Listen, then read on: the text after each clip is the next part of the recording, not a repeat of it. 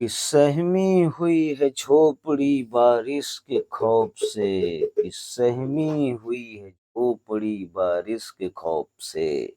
और महलों की आरजू है कि बारिश तेज हो। नमस्कार दोस्तों, एग्जाम पैनेशिया में आपका बहुत बहुत स्वागत है। आज हम लोग जो वो पढ़ रहे थे बच्चों, साइंस यूथ कंपटीशन, उसमें बच्चों हम लोग नेक्स्ट टॉपिक शुरू करने जा रहे हैं, न्यूटन की गति के नियम। बच्चों इससे पहले के जो बच्चों ने नहीं देखे हैं, 430 क्वेश्चन हम लोग कर चुके हैं, तो वीडियो को जरूर देखें बच्चों। और इसके आगे के देखने के लिए बच्चों चैनल को सब्सक्राइब कर लें। चलिए बच्चों, ज़्यादा देरी ना करते हुए हम लोग करते हैं शुरू। आज बच्चों हम लोगों को शुरू करना है न्यूटन के गति के नियम। तो बच्चों न्यूटन के जो गति के नियम हैं, टोटल 3 नियम न्यूटन ने बच्चों दिए थे। तो न्यूटन ने बच्चों, ये बात है बच्चों 1687 की। क्या बात है बच्चा? 1687 की। न्यूटन ने बच्चों एक किताब लिखी, उसका नाम था प्रिंसिपिया। क्या नाम था बेटा? प्रिंसिपिया। इस प्रिंसिपिया पुस्तक में बेटा न्यूटन ने 3 नियम प्रतिपादित किए। तो 1687 में सर आइजैक न्यूटन ने प्रिंसिपिया नामक पुस्तक में 3 नियमों का प्रतिपादन किया। ये बच्चों हम लोग यूथ कंपटीशन की रेलवे प्रीवियस ईयर बुक पढ़ रहे हैं। इसमें जितने भी प्रीवियस ईयर के आए हुए क्वेश्चंस हैं, उनका हम लोग ए टू जेड सॉल्यूशन देखेंगे। तो चलिए बच्चों, अब देखते हैं 431। अच्छा, 3 नियम बच्चों इन्होंने दिए थे। न्यूटन के 3 नियमों में बेटा जो पहला नियम था, फर्स्ट लॉ, इनका बच्चों जो पहला नियम था, वो नियम ये था कि कोई वस्तु जिस अवस्था में है उसी अवस्था में रहना चाहेगी। अवस्था यानी कि सेम रहेगी। मतलब कोई वस्तु गतिमान है तो गतिमान रहेगी, स्थिर है तो स्थिर रहेगी। इस प्रथम नियम को बच्चों जड़त्व का नियम भी कहते हैं। क्या कहते हैं? जड़त्व का नियम। इसे गैलीलियो ने कहा था, इसलिए इसे गैलीलियो का नियम। इसे गैलीलियो ने भी जड़त्व के बारे में बताया था बेटा, इसलिए प्रथम नियम को गैलीलियो का नियम भी कहा जाता है। और बात करें प्रथम नियम से क्या मिलता है हमें न्यूटन के, तो बल की बच्चों परिभाषा मिलती है। पेपर में क्वेश्चन पूछता है कि प्रथम नियम से हमें न्यूटन ने क्या बताया था, समझाया था। तो प्रथम नियम से बल की परिभाषा बेटा देखने को मिलती है। अवस्था समान रहना चाहती है वस्तु, गतिमान है तो गतिमान रहना चाहेगी, स्थिर है तो स्थिर रहना चाहेगी। कब तक?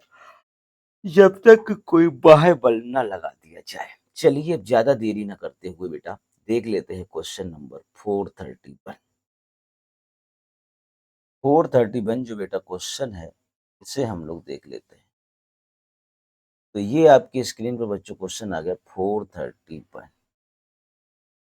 तो इसके बारे में बच्चों देखते हैं, इसमें बात लिखी हुई है जो, वो हम आपको बताते हैं। 431 में बेटा कहा गया है, ये रहा। चलिए 430, निम्नलिखित में से कौन सा उदाहरण न्यूटन के गति के पहले नियम को दर्शाता है? जब हम पैडल चलाना बंद करते हैं तो साइकिल धीमी होना शुरू हो जाती है। तेज गति से आती हुई क्रिकेट गेंद को पकड़ते समय क्षेत्र रक्षक चलती गेंद के साथ धीरे धीरे अपने हाथ पीछे की ओर ले जाता है। जब एक बस अचानक रुकती है तो यात्री पीछे की ओर जब एक बस अचानक रुकती है तो यात्री पीछे की ओर झटका लगता है। रॉकेट लॉन्च करना। तो बच्चों आपको बात बता दें कि साइकिल धीमे होना शुरू हो जाती है, ये जो न्यूटन के द्वितीय नियम का उदाहरण, ये भी बच्चों न्यूटन के दूसरे नियम का उदाहरण है। ये न्यूटन के प्रथम नियम का उदाहरण है। राइट आंसर हो जाएगा सी वाला। रॉकेट का लॉन्च करना मेरे बच्चा न्यूटन के तृतीय नियम का उदाहरण। द्वितीय नियम बेटा क्या होता है? तो द्वितीय नियम ये होता है कि किसी वस्तु पर लगने वाला जो बल होता है वो संवेग परिवर्तन की दर के समानुपाती होता है।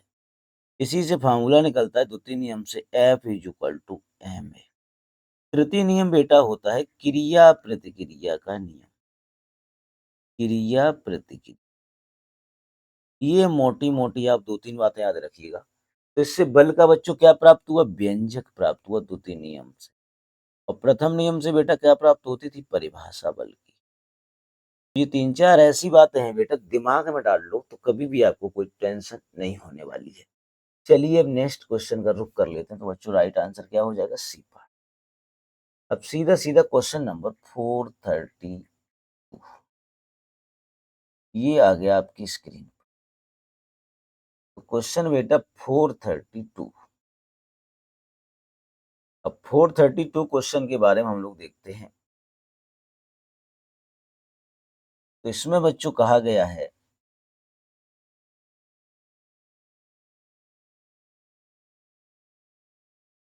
ये रहा बेटा ये 430। तो चलिए बच्चों ये रहा स्क्रीन। यदि हम पेड़ की शाखा को तेजी से हिलाएं तो कुछ पत्तियां पेड़ से अलग हो जाती हैं। यह डैश डैश के कारण होता है, मुक्त पालन, वेग, जड़त्व या आवेग। तो बच्चों ये जड़त्व के कारण होता है, यानी कि न्यूटन की जड़त्व बोले तो बच्चों क्या होता है? न्यूटन के प्रथम नियम के कारण ये बात होती है, यानी कि ये बात बेटा जड़त्व के कारण होती है। चलते हैं आगे बच्चों, देख लेते हैं हम लोग। यहाँ लिखा हुआ भी है बच्चों, जो पत्ती जो तेजी से हिलाते हैं तो पत्ते अलग हो जाते हैं, ये बात जड़त्व के कारण होती है।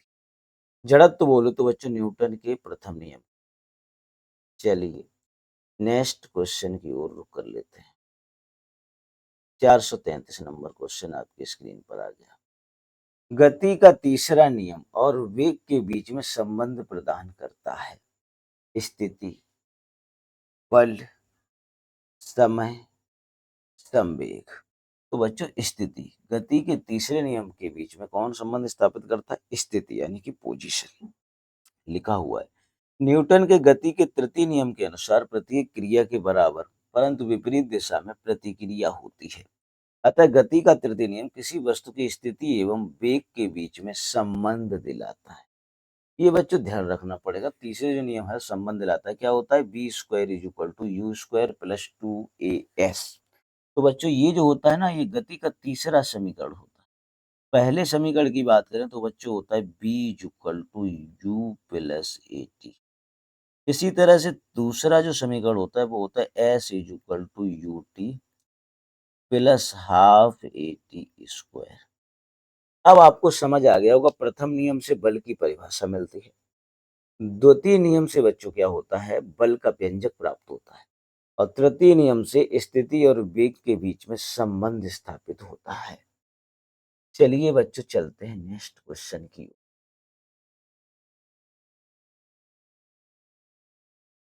अगर बात कर लेते हैं हम लोग नेक्स्ट क्वेश्चन की, तो ये आपकी स्क्रीन पर क्वेश्चन आ गया, ये रहा 434 नंबर क्वेश्चन। क्या है बेटा? 3 किलोग्राम की पिस्तौल में 80 मीटर प्रति सेकंड के वेग से 40 ग्राम की गोली क्षैतिज रूप से चलाई जाती है, तो पिस्तौल का प्रतिघाती वेग कितना होगा? तो बच्चों पिस्तौल का जो संवेग होगा m into B equal to हो जाएगा माइनस टाइम बंदूक का वेग। अब यहाँ से सॉल्व कर लेते हैं बच्चों। पिस्तौल का जो द्रव्यमान है 3 kg है, वेग है 180। बंदूक का जो द्रव्यमान है बेटा, बंदूक का तो हमें वेग बताना ही, द्रव्यमान है 40 ग्राम है बच्चों। तो ग्राम को किलोग्राम में हम लोग को बदलना पड़ेगा, और इसके बाद में इसका जो हो जाएगा वेग, तो मान लेते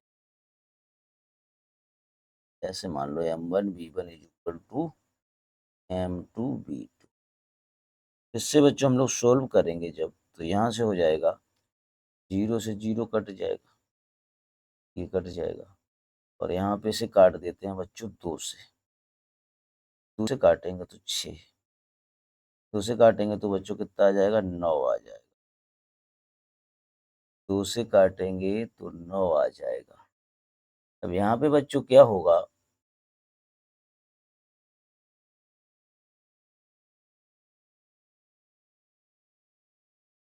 ये बच्चों यहाँ पे ये गड़बड़ हो गया, यानी कि यहाँ पे जो ये बच्चों दे रखा था, हमें निकालना है पिस्तौल का वेग, यानी कि पीछे किससे हटती है। तो एम पिस्तौल का 3 kg है, एम तो ले लिया बच्चों 3 kg, पिस्तौल का वेग v1 निकालना है, बंदूक का वेग दिया गया 180 और बंदूक का द्रव्यमान दिया गया 40 ग्राम।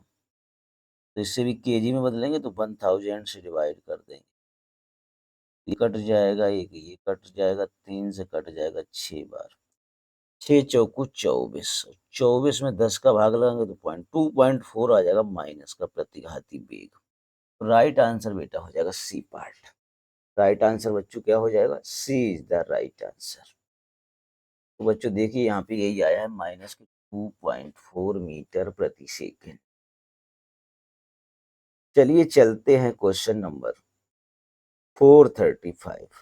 किसी वस्तु के संवेग परिवर्तन की दर बल की दिशा में आरोपित असंतुलित बल के समानुपाती होती। तो संवेग परिवर्तन अगर बल के समानुपाती है तो न्यूटन का कौन सा नियम हो जाएगा बच्चों। तो बल बच्चों किसके समानुपाती हो रहा है, संवेग परिवर्तन की दर के। तो बच्चों ये न्यूटन का कौन सा नियम होता है बेटा, द्वितीय नियम होता है। तो ऑप्शन में दिया गया है पहला, चौथा, तीसरा, दूसरा। तो राइट आंसर बेटा हो जाएगा सी पार्ट, न्यूटन की गति का दूसरा नियम। यहाँ पे बच्चों डिटेल में लिखा हुआ भी है, किसी वस्तु के संवेग में परिवर्तन की दर उस वस्तु पर आरोपित असंतुलित बल के समानुपाती होता है। इसे न्यूटन की गति का बच्चों द्वितीय नियम कहा जाता है। उदाहरण के लिए क्रिकेट खिलाड़ी द्वारा तेजी से आती गेंद को कैच करते समय अपने हाथों को पीछे की ओर ले जाना। हाथ से बच्चों गेंद को पीछे खींच लेता है ताकि उसे चोट नहीं लगती। आइजक न्यूटन ने बच्चों अपनी पुस्तक प्रिंसिपिया में, सन और बता दे रहे बच्चों, 1687 में 3 नियम प्रतिपादित किए थे। प्रथम नियम बच्चों जिसे जड़त्व का नियम कहते हैं, द्वितीय नियम बच्चों इसे संवेग का नियम कहते हैं, तृतीय नियम को क्रिया प्रतिक्रिया का नियम कहते हैं। आगे अगर बात करें बच्चों, जड़त्व वाले को गैलीलियो का नियम भी कहते हैं। क्या कहते हैं, गैलीलियो। और बता दें बच्चों आपकी जानकारी के लिए, इससे बल की परिभाषा मिलती है। इससे बच्चों बल की क्या मिलती है, परिभाषा। ये बात और आपके काम की है। द्वितीय नियम को संवेग का नियम कहते हैं। इससे बच्चों बल का व्यंजक प्राप्त हो, बल का गणितीय रूप इसी से मिलता है। तीसरा क्रिया प्रतिक्रिया का नियम है, इससे स्थिति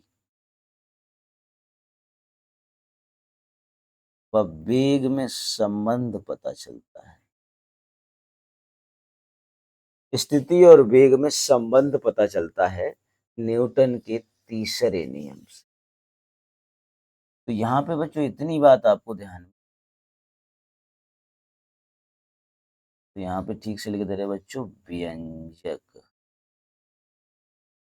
द्वितीय नियम से बच्चों क्या प्राप्त होता है, व्यंजक। चलिए चलते हैं। गति का दूसरा नियम डैश डैश डैश से संबंधित है, दाब, जड़त्व, थ्रस्ट या संवेग। तो गति का दूसरा नियम बेटा संवेग परिवर्तन की दर के समानुपाती होता है बल। तो किससे संबंधित हो जाएगा, संवेग से संबंधित हो जाएगा माय डियर स्टूडेंट्स। चलिए चलते हैं, डिटेल में देख लेते हैं। गति का दूसरा नियम संवेग से संबंधित है माई बच्चा। गति के दूसरे नियम के अनुसार किसी वस्तु के संवेग में आया बदलाव उस पर आरोपित बल के समानुपाती होता है। समान दिशा में ये घटना घटित होती है बेटा। गति का दूसरा नियम होता है F is to delta P upon delta T. तो यहाँ पे बच्चों F और P, F बल है, P संवेग है, T बच्चा क्या है, समय है। आगे अगर हम लोग बात करते हैं तो यहाँ पे जो बच्चों हो जाएगा, अगर बात करते हैं संवेग P की, तो संवेग P इज इक्वल टू बच्चों क्या होता है, ये होता है M इंटू बी और अपॉन में बच्चों आ रहा है T। Delta B upon T बच्चों क्या होता है, त्वरण होता है। इसीलिए ये बच्चों फॉर्मूला निकल के आ गया एम और ये चीज हो जाएगी ए, तो एम इंटू ए। तो यही बल का व्यंजक है जो कि न्यूटन के दूसरे नियम से प्राप्त हो गया, F is equal to M A. F is equal to क्या प्राप्त हो गया बच्चों, M A. F is equal to M A भी यहाँ से प्राप्त हो जाता है। ये बात होती है बच्चों। चलिए चलते हैं नेक्स्ट क्वेश्चन की ओर। न्यूटन का गति का दूसरा नियम बच्चों यहाँ पे बताना है, दो परस्पर प्रभावी वस्तुओं पर बलों के बीच संबंध की व्याख्या करता है। जड़त्व के नियम के नाम से जाना जाता है। बल की प्रभावों को समझ में सहायक है। ऊर्जा संरक्षण के नियम से भी जाना जाता है। इसका राइट आंसर बेचा हो जाएगा सी पार्ट। बलों के प्रभाव की समझ में सहायक होता है। ये 437 नंबर क्वेश्चन। चलिए अब चलते हैं सीधे सीधे हम लोग नेक्स्ट क्वेश्चन की ओर।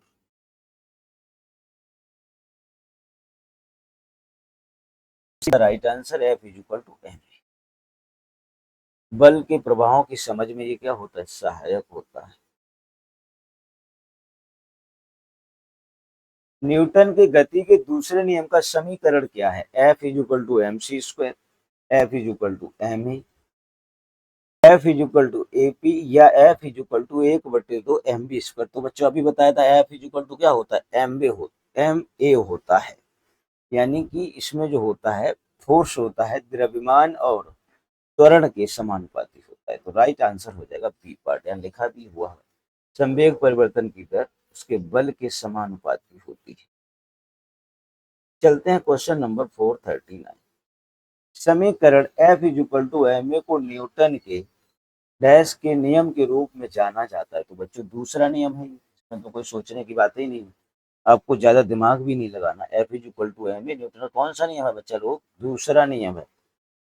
चलिए नेक्स्ट क्वेश्चन देख लेते हैं माय डियर बच्चा। Question number 440। निम्नलिखित में से न्यूटन का कौन सा गति का नियम दीवार पर फेंका हुआ गेंद क्यों टकराकर वापस लौटता है? ये संबंध प्रदान करता है। बच्चों दीवार पे गेंद मारे वो लौट के वापस आ जाए, तो पहला नियम, दूसरा, तीसरा, या इनमें से कोई नहीं। तो राइट आंसर हो जाएगा सी वाला। ये तीसरे नियम की व्याख्या करता है। कौन से नियम की व्याख्या करता है बच्चा? तीसरे नियम की व्याख्या करता है माय डियर स्टूडेंट्स। यहाँ पे पढ़ लेते आगे इसके बारे में डिटेल्स। क्रिया प्रतिक्रिया का नियम होता है। तो कोई फेंकी हुई गेंद बच्चों दीवार से टकरा के अगर वापस आ जाती है तो ये तीसरे नियम की व्याख्या करता है। जब दो वस्तुओं के परस्पर क्रिया, एक वस्तु पे जितना बल दूसरी वस्तु लगाती है उतना ही विपरीत दिशा में पहली वस्तु दूसरी वस्तु पर लगाती है। ये बात करते हैं बच्चों, इसमें से किसी एक को क्रिया और दूसरे को क्या कहते हैं, प्रतिक्रिया कहते हैं। इसीलिए इस नियम का नाम पड़ गया माई बच्चों क्रिया और प्रतिक्रिया का नियम। नेक्स्ट क्वेश्चन देख लेते हैं बच्चा 441। यहाँ लिखा हुआ है निम्न में से कौन सा कथन न्यूटन के गति के तीसरे नियम के लिए सही है? बल एक ही निकाय पर लागू होता है, बल एक ही निकाय पर विपरीत दिशा में लागू होता है, बल अलग अलग निकायों पर विपरीत दिशा में लागू होता है, बल दूरी पर निर्भर करता है। ये बात कर रहे हैं बच्चों हम लोग तीसरे नियम की। तो इसका राइट आंसर हो जाएगा सी पार्ट। बल जो होता है अलग अलग निकायों पर विपरीत दिशा में लागू होता है। ये बच्चों क्रिया प्रतिक्रिया का नियम के अकॉर्डिंग होता है कि जो बल होते हैं वो अलग अलग निकाय पर हो सकते हैं और दिशाएं अपोजिट होंगी हमेशा। इसी को कहते हैं बेटा क्रिया प्रतिक्रिया का नियम। गति के 3 नियम इनमें से किसके द्वारा प्रतिपादित किए गए? तो बच्चों अरस्तु, गैलीलियो, एडिसन और न्यूटन। तो ये बच्चों न्यूटन ने, हमने आपको बताया था अभी 1687 में। कौन सी किताब में बच्चों? प्रिंसिपिया में। किताब का नाम क्या है बच्चों? किताब का नाम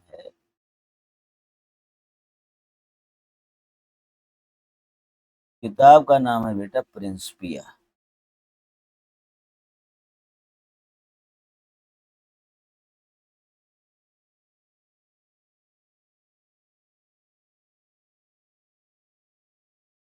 एक मिनट बच्चों रुकना यहाँ पे। चलिए अब तक बुक का नाम है इनकी बच्चों प्रिंसिपिया। इस बुक में इन्होंने 1687 में कितने नियम बताए बेटा? 3 नियम बताए। गैलीलियो की बात करें तो इनका बच्चों प्रथम नियम से संबंध है। इसका राइट आंसर बेटा हो जाएगा सी पार्ट। राइट आंसर बेटा क्या हो जाएगा? सी इज द राइट आंसर। चलिए चलते हैं बेटा नेक्स्ट क्वेश्चन की ओर। और नेक्स्ट क्वेश्चन आपकी स्क्रीन पर ये आ रहा है, इसे आपको देख करके आंसर करना। जिन लोगों ने अभी तक बेटा चैनल को सब्सक्राइब नहीं किया है तो चैनल को सब्सक्राइब कर लें। आपकी नैया पार बच्चों एग्जाम पे एनएसिया ही लगाएगा। यहाँ जो पढ़ाया जाएगा ऑथेंटिक होगा बच्चों। बुक से प्रमाणित क्वेश्चन है, आपके पेपर में सीधे सीधे छपे हुए देखने को मिले। चलिए इसकी डिटेल देख लेते हैं। सर आइजक न्यूटन ने बेटा, अभी हमने जो बताया था कि 1687 में प्रिंसिपिया नामक पुस्तक में 3 नियमों का प्रतिपादन किया। तो 3 नियम कौन से हैं बच्चों, तो देख लेते हैं पहला नियम क्या कहा है। प्रथम नियम जो इन्होंने बताया कि यदि कोई वस्तु विरामावस्था में है तो वह विरामावस्था में ही रहेगी, और गति की अवस्था में है तो गति की अवस्था में ही रहेगी। कब तक, जब तक कि कोई बाह्य बल ना लगाया जाए। इसे जड़त्व का नियम या गैलीलियो का नियम भी बेटा कहा जाता है। आगे चलते हैं न्यूटन के द्वितीय। तो किसी वस्तु के संवेग परिवर्तन की दर उसके बल के अनुक्रमानुपाती होती है, इसीलिए इसे संवेग का नियम भी कहा जाता है। तृतीय नियम की बात करें, किसी वस्तु पर क्रिया के समान परंतु विपरीत दिशा में प्रतिक्रिया होती, इसीलिए इसे क्रिया प्रतिक्रिया का नियम भी कहा जाता है। इससे स्थिति तथा वेग में संबंध स्थापित होता है। चलते हैं आइजक न्यूटन के बारे में। नेक्स्ट क्वेश्चन 443, आइजक न्यूटन द्वारा गति के कितने नियम प्रतिपादित किए गए थे? 3, 4, 2 या 5? तो न्यूटन ने बच्चों, आपको भी पता भली भांति 3 नियम प्रतिपादित किए थे। कितने नियम प्रतिपादित किए थे मेरे बच्चा? 3 नियम प्रतिपादित किए थे। चलते हैं 444 की तरफ। न्यूटन के गति के नियमों का प्रकाशन किस वर्ष हुआ? बच्चों वर्ष भी पूछ रहे तो देखो, रेलवे ग्रुप डी में पूछा हुआ क्वेश्चन है कि किस वर्ष ये किताब प्रकाशित हुई थी। इसमें न्यूटन के 3 नियम दिए थे, प्रिंसिपिया नामक पुस्तक। तो अभी हमने आपको बताया 1687 में ये प्रकाशित हुई थी किताब बच्चों। इसी में 3 न्यूटन के नियमों का उल्लेख किया गया था। गति का प्रसिद्ध नियम डैश डैश डैश ने दिया था? Dalton, Galileo, Newton, Thomson. तो सब बच्चे जानते हैं न्यूटन ने गति के नियम दिए थे। कितने दिए? वो भी 3 नियम दिए। तो उनके बारे में डिटेल में दिया गया। गति विषयक 3 नियम है। पहला है जड़त्व का नियम, दूसरा द्रव्यमान त्वरण संबंधी नियम है, तीसरा क्रिया प्रतिक्रिया संबंधी नियम है। तीसरा नियम जो है बच्चों, क्रिया प्रतिक्रिया नियम। एक निकाय के संवेग में परिवर्तन की दर के समानुपाती होती है। संवेग परिवर्तन की दर के समानुपाती बच्चों क्या होता है? वो होता है लागू होने वाला बल। राइट हो जाएगा बी आंसर। राइट बच्चों क्या हो जाएगा? बी आंसर हो जाएगा राइट। देख लेते हैं बच्चों इसकी डिटेल के बारे में। डिटेल की अगर बच्चों हम लोग बात करें तो लिखा, किसी वस्तु के संवेग परिवर्तन की जो दर है उस पर लगने वाले बल के समानुपाती होती है। इसे न्यूटन का द्वितीय नियम भी कहते हैं। बात करें क्वेश्चन नंबर नेक्स्ट 447, लिखा हुआ है बच्चों,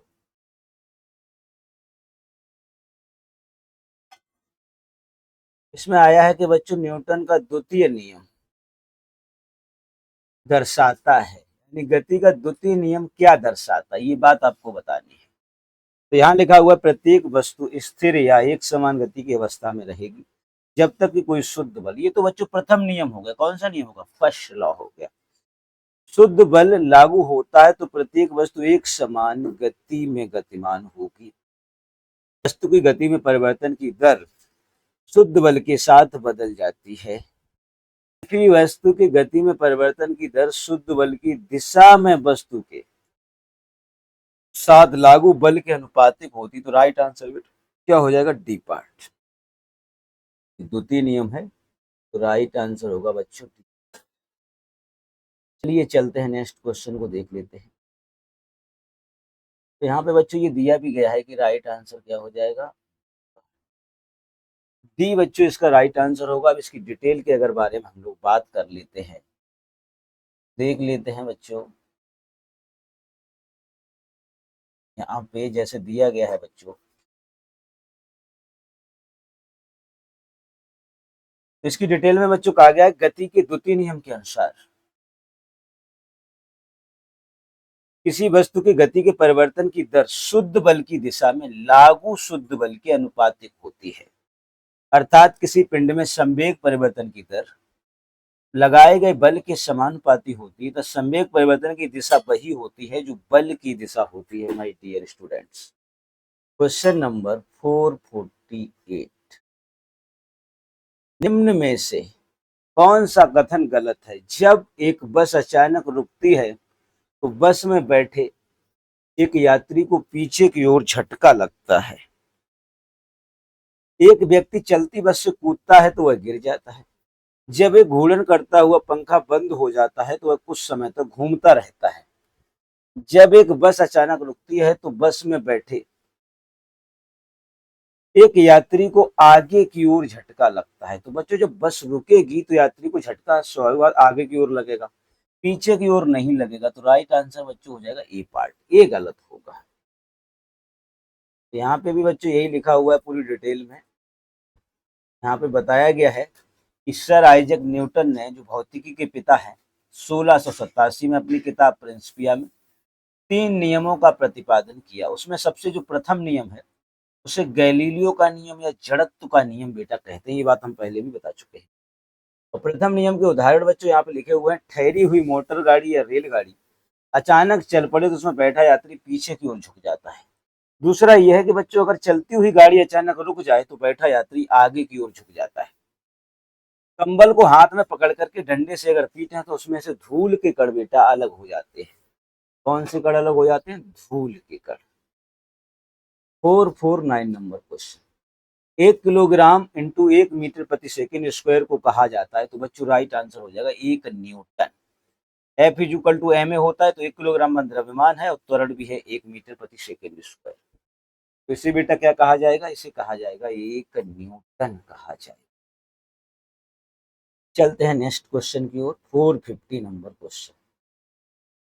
तेज गति से आने वाली क्रिकेट गेंद को पकड़ते समय एक क्षेत्र रक्षक अपनी बाहों को पीछे की ओर क्यों करता है?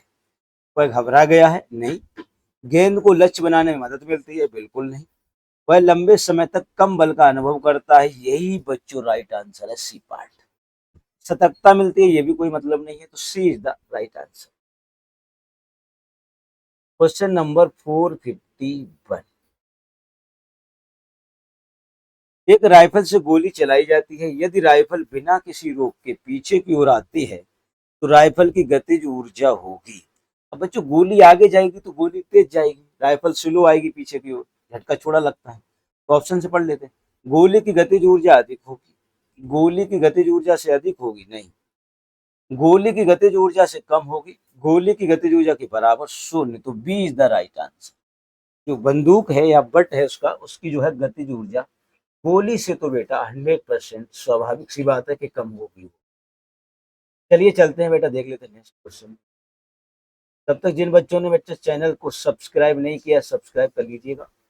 ये बच्चों यूथ कंपटीशन के जितने भी प्रीवियस ईयर रेलवे में क्वेश्चन आए हुए हैं उनका सोल्यूशन है। अगर ये आपने कर लिया बेटा तो कोई भी परीक्षा हो, आपका साइंस का क्वेश्चन गलत नहीं होगा, इसकी मैं आपको गारंटी दे सकता हूँ। चलिए देख लेते हैं क्वेश्चन नंबर नेक्स्ट। तो यहाँ पे बच्चों ये बात समझाई गई है कि न्यूटन के तृतीय नियम के अनुसार जब हम किसी पिंड पर बल लगाते हैं तो आपस तो वापस उतना बल लगाती है। इसे क्रिया प्रतिक्रिया का बल भी कहते हैं। यही कारण है कि जब बंदूक में गोली चलाने से पीछे की ओर धक्का देता है तो बंदूक की गतिज ऊर्जा गोली की गतिज ऊर्जा से कम हो गई। नेक्स्ट क्वेश्चन की बात करें बच्चों हम लोग, तो नेक्स्ट क्वेश्चन जो है आपका वो ये रहा आपके स्क्रीन पर। पहला, द्रव्यमान और त्वरण के गुणनफल को कहा जाता है। तो बच्चों द्रव्यमान त्वरण के गुणनफल को क्या कहते हैं? बल कहते हैं। एफ इज इक्वल टू क्या होता है? एम ए होता है। तो राइट आंसर क्या हो जाएगा बेटा? D is the right answer हो जाएगा। द्रव्यमान और त्वरण का गुणनफल बच्चों क्या होता है? द्रव्यमान और त्वरण का गुणनफल जो होता है वो होता है बल। निम्न में से कौन सा उदाहरण न्यूटन के गति विषयक तृतीय नियम की व्याख्या करता है? रॉकेट लॉन्च करना, बस के अचानक चलने पर यात्रियों का पीछे की ओर झटका लगता है, जब हम पैडल चलाना बंद कर दें साइकिल धीमी होना शुरू हो जाती है, तेजी से आती हुई क्रिकेट गेंद को पकड़ते समय क्षेत्र रक्षक चलती गेंद के साथ साथ धीरे धीरे अपने हाथ पीछे की ओर खींच लेता है। आपको तृतीय नियम की बात करें तो बच्चों इसका राइट आंसर हो जाएगा ए पार्ट। रॉकेट का लॉन्च करना न्यूटन के गति के तीसरे नियम का बेटा उदाहरण होता है। तो तीसरे नियम के उदाहरण बच्चों यही होते हैं कि बंदूक का पीछे की ओर हटना, या रॉकेट लॉन्च करना, या नाव पर खड़ा व्यक्ति कूद जाए तो नाव का पीछे की ओर हट जाना। ये सब न्यूटन के तृतीय नियम के उदाहरण होते हैं बेटा। 454। जब एक नाविक आगे की दिशा में कूदता है तो नाव पीछे की तरफ हट जाती है। उदाहरण न्यूटन के किस नियम को दर्शाता है? द्वितीय नियम, प्रथम, पहला दूसरा दोनों, या तीसरा नियम, या पहला। तो बच्चों नाव पीछे की ओर हट रही तो न्यूटन का तीसरा नियम काम करेगा। कौन सा नियम काम करेगा बच्चों? तीसरा नियम काम करेगा। क्रिया प्रतिक्रिया का नियम। तो बच्चों ये क्रिया प्रतिक्रिया के नियम के उदाहरण आपको याद रखने होंगे। जैसे बंदूक से गोली छोड़ते समय बंदूक पीछे की ओर हटती है, ये प्रथम तृतीय नियम का उदाहरण है। रॉकेट का आगे बढ़ना तृतीय नियम का उदाहरण है। नाव के खेने के बाद बांस को जमीन से दबाना, ये भी तृतीय नियम है। ऊंचाई से कूदने पर चोट का लगना, ये भी तृतीय नियम का उदाहरण है। और नाव पर खड़ा व्यक्ति कूद जाए तो नाव पीछे हट जाती है, ये भी तीसरे नियम का ही बेटा उदाहरण है। रॉकेट लॉन्चिंग कौन से नियम पर आधारित है बच्चों? गति का तीसरा नियम, पहला नियम, ऊष्मागतिकी का नियम या न्यूटन की गति के सभी नियम? तो राइट आंसर हो जाएगा बच्चों तीसरा नियम। तो रॉकेट से संबंधित क्वेश्चन जितने भी आएंगे बच्चों वो न्यूटन की गति के तीसरे नियम पर आधारित होंगे। तो चलिए देख लेते हैं नेक्स्ट। अब नेक्स्ट क्वेश्चन की ओर आते हैं बच्चों।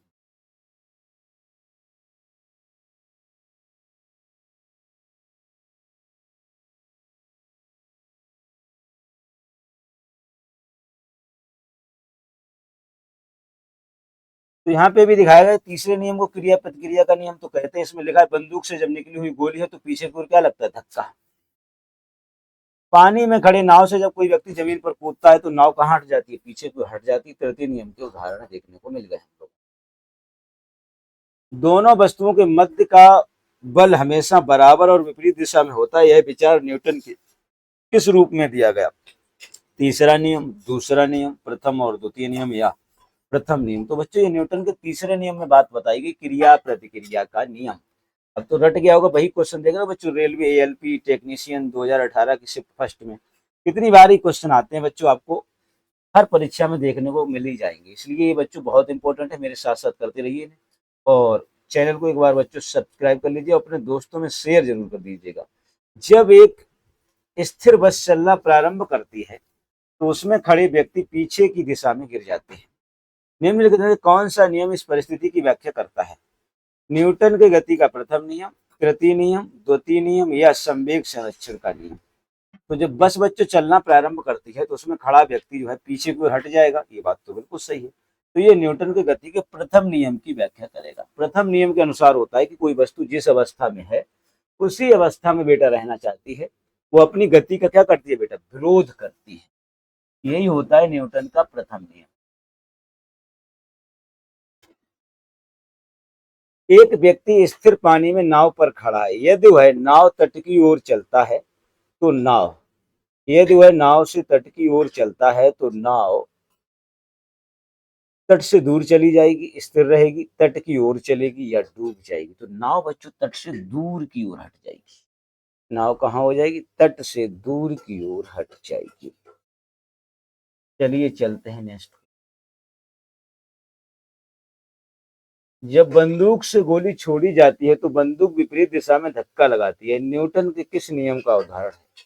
तो बच्चों ये न्यूटन के तृतीय नियम का उदाहरण है। ये न्यूटन के तृतीय नियम का उदाहरण है। चलिए बच्चों चलते हैं।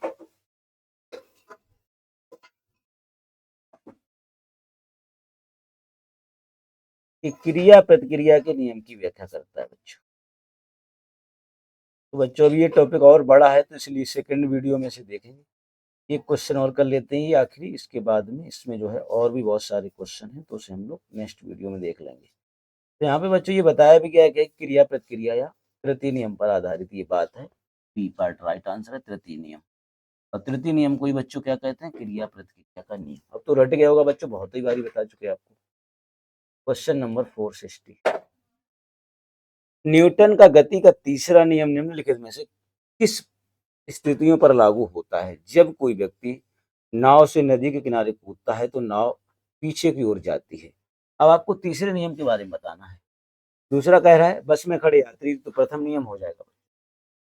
जब कोई व्यक्ति सीमेंट के फ्लोर पर गिरता है तो चोट लगती है, ये भी बच्चों कौन सा हो जाएगा? द्वितीय नियम हो जाएगा। गेंद को पकड़ते हैं तो बच्चों ये भी दूसरा नियम होता है। तो यही हो गया तृतीय नियम फर्स्ट वाला। ए इज द राइट आंसर। ए बच्चों इसका राइट आंसर हो जाएगा। तो चलिए बच्चों आज के लिए इतना ही रखते हैं। जय हिंद, जय भारत। बाकी के नेक्स्ट वीडियो में मिलेंगे हम लोग आपको।